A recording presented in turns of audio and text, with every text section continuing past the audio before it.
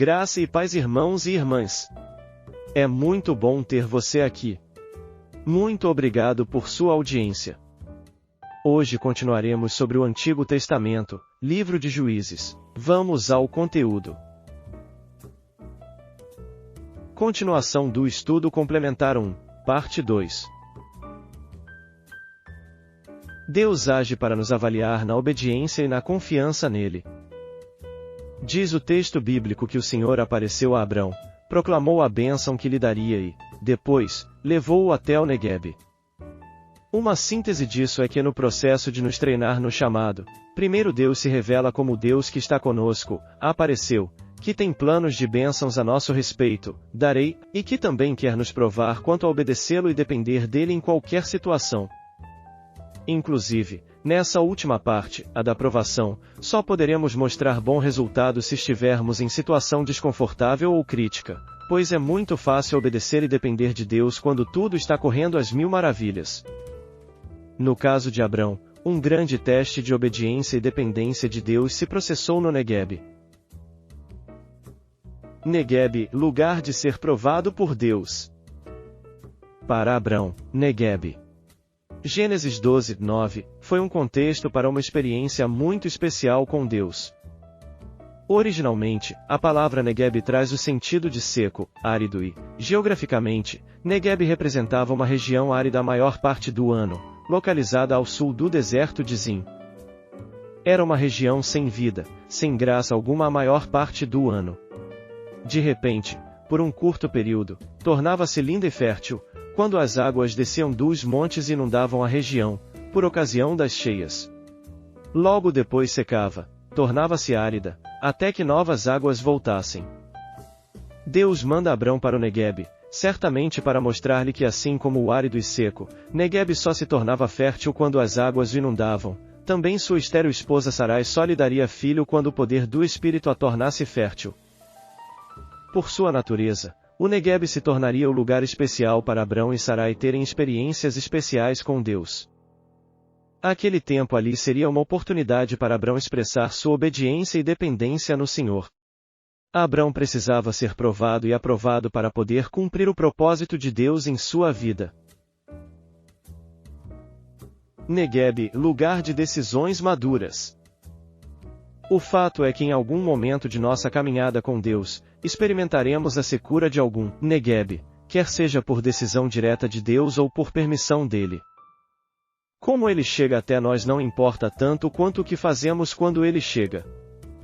Neguebe é lugar para onde Deus nos leva, ou permite que entremos, para que tomemos decisões estratégicas em nossas vidas. Decisões acertadas, maduras, ou erradas, imaturas, resultado de alguém com mente não transformada. Neguebe sempre será um tempo de teste para nós. Por isso a caminhada com Deus inclui alguns períodos de Neguebe. É justamente nesses períodos de aridez e secura, que seremos testados no nosso nível de maturidade em Deus, pelo tipo de decisões que tomamos. Ser maduro na caminhada espiritual não é tomar decisões contraditórias independentes de Deus, mas nos mantermos em obediência e na dependência dele, independente do momento em que vivemos. Uns, na iminência do Neguebe, tornam-se desistidos e paralisam na caminhada, inviabilizando os projetos de Deus a seu respeito. Outros, entram no Neguebe, como Abrão, mas se movem na direção do mundo, Egito, para buscarem a provisão necessária do seu jeito, segundo seus métodos mundanos, também contrariando o propósito de Deus para eles. Há outros, entretanto, que apesar das limitações pessoais e da aridez dos Neguebes, permanecem na presença do Senhor, em obediência e na dependência dele. Esses são aprovados, amadurecidos e saem dos Neguebes da vida acrescentados e vitoriosos. Decisão errada, mente não renovada. Sair para buscar provisão do nosso modo, no mundo, quando deveríamos permanecer em obediência e dependência no Senhor para a providência, é sinal de imaturidade espiritual, de mentalidade não renovada em Cristo. É não confiar em Deus e sim no mundo e nas nossas habilidades. Deus quer que seus filhos e filhas, chamados para andar com Ele, sejam aprovados na obediência, sinceridade e confiança nele. Por causa de uma mente não renovada, Abraão, como muitos, escolheu buscar solução no Egito, no mundo. Abraão já havia recebido a promessa e a ordem de Deus, já estava andando na promessa, mas sua mente ainda não havia se renovado para agir na promessa. Por isso escolheu errado.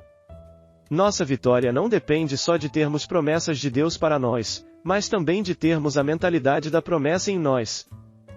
Nossos valores definem a nossa mentalidade. Nossa mentalidade determina as decisões que tomamos. Sem a mentalidade do reino de Deus, não decidirei em linha com Deus e não conseguirei prosperar nas promessas de Deus. Lembre-se que para estar no mundo, viver e prosperar nele, e gozar dos benefícios do seu Senhor, Abraão teve que mentir e negociar valores e princípios fundamentais para a bênção. Pelo medo de morrer, ele negociou Sarai, aquela de cujo ventre a sua bênção da paternidade chegaria. Talvez seja por isso que Abraão deu a Ló a condição de escolher. Conforme Gênesis 13, ele havia aprendido a lição de Neguebe. Às vezes, por causa de uma mente não renovada em Cristo, deixamos de permanecer nos propósitos de Deus e colocamos em risco exatamente aquilo que Deus usará para nos abençoar: família, ministério, fé, esperança, igreja, célula, sonhos, etc. É terrível quando, por causa de uma mente não renovada, colocamos o mundo, seu Senhor e suas coisas no lugar de Deus e suas promessas. É na crise, nos momentos dos Neguebes, quando mais precisamos do Senhor. Volte-se para o Senhor, arrependa-se diante dele pelos atalhos no Neguebe. Ele sempre está disposto a nos perdoar e restabelecer, quando nos encontra arrependidos. Fortaleça-se na promessa e transforme sua mente pela palavra de Deus, ajustando-se aos princípios do reino de Deus. Mostre-se obediente e confiante no Senhor e o sobrenatural ele fará em seu favor. O Deus que prometeu é fiel para cumprir. A conquista de Hebrom, comunhão e dias contados na presença do Senhor. A cidade seguinte a ser conquistada é Hebrom, comunhão. A exemplo de Jerusalém, seu rei já havia sido subjugado, Josué 10, 23. A questão aqui colocada é o porquê de a cidade ser Hebrom. Como nada na palavra de Deus é por acaso, podemos afirmar que a cidade aqui teria necessariamente de ser Hebrom, porque o rei Orão, de Hebrom, já morto, tentava nos impedir de ter comunhão com o Senhor. Hebrom significa um relacionamento sem nuvens com o Senhor. O rei Orão sabia perfeitamente que o Senhor só conta os dias que passamos em sua presença. Se nos dedicarmos a qualquer outro rei, Deus deixa este tempo em branco. Para que nossos dias sejam contabilizados é necessário que habitemos em Cristo. E, como sabemos, 93 anos dos dias dos filhos de Israel em Juízes não foram contabilizados pelo Senhor. Ou seja, é extremamente significativo ter Hebrom como cidade mencionada em Juízes, no início do livro. Obrigado por assistir até aqui.